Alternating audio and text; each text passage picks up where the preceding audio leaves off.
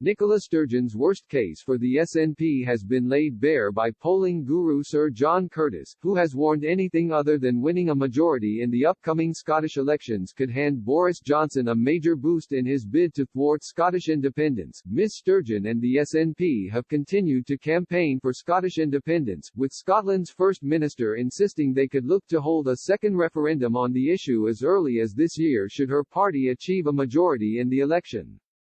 Prime Minister Mr Johnson has repeatedly knocked back Scottish independence demands from the SNP, insisting the result from the referendum in 2014 must continue to be honoured.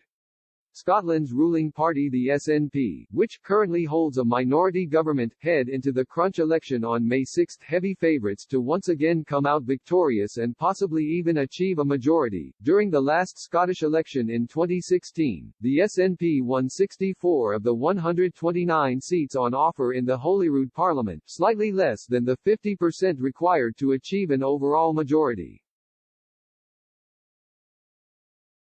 Scotland's ruling party has been tipped to go one better and win a majority in just under 3 months' time, in a move that could pile the pressure on Mr Johnson over Scottish independence. But polling guru Sir John Curtice has warned another minority government would firmly hand the advantage to the UK government over a second referendum.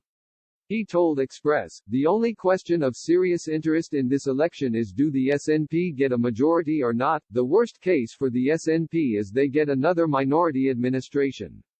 That would make it much easier for the UK government to say no to a referendum and make life difficult for the SNP to push for independence.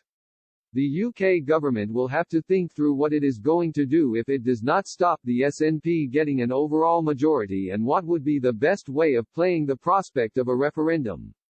But Sir John also warned the UK government could be faced with a huge problem, even if they are successfully able to block a second referendum on independence. He added, "It is a lot easier for the SNP to win an overall majority of Scottish MPs than it is to win a referendum. If in the end the UK government is successfully able to block a referendum, they then have to think about what the SNP will do next.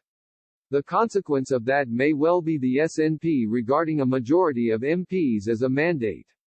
We did have 3 elections in a row with small majorities and that can still happen again.